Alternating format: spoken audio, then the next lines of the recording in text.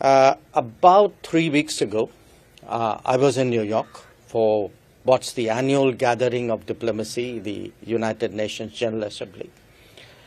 And I must share with you that the G20 was very much the subject of conversation.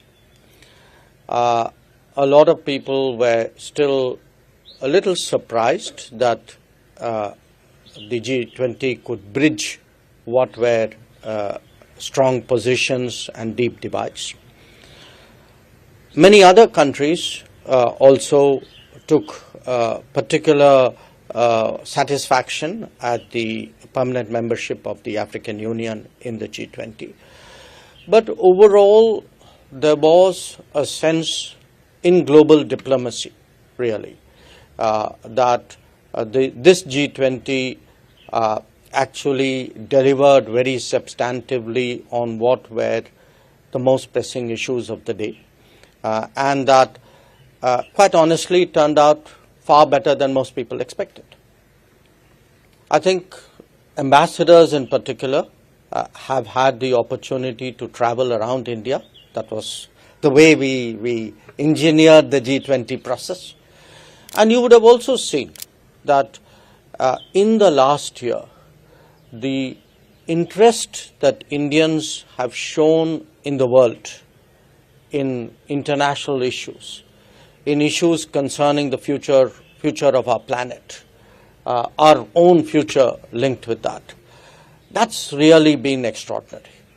So we have therefore two reasons to today to be, I would say, satisfied.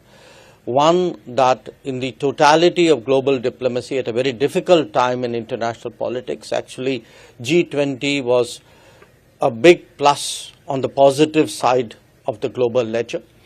And the second, that it has made a country, a society which is today the fifth largest economy, which in many ways is globalizing at a very rapid rate.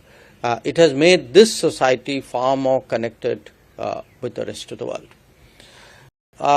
As we bask in the afterglow of the summit, I'm often asked saying, okay, it was a great show, so now that the smoke's cleared, tell me, what did you really get done? When I look at what we got done, and to me the 4 or 5 key takeaways were the action plan for the SDG, which directly fed into the SDG Summit which happened after the G20. The Green Development Pact, the message of women-led development, the support for digital public infrastructure, the life mission, the sustainable lifestyle for environment. At the end of it all, there was a very strong sustainability, green, global south image that came out of the G20. And that is why I feel today that the ceremony that we will be commencing after this is a very fitting way really of marking this G20. That this G20, we would like it certainly to be remembered as a green G20, as a sustainable G20, in many ways as a G20 of the future, and a G20 which honestly would not have delivered the outcomes had it not been for the entirety of the G20 membership. So today we meet partly to mark these achievements, but from our perspective, I would also say we meet to thank our fellow G20 members, without whose cooperation all of this would not have been possible.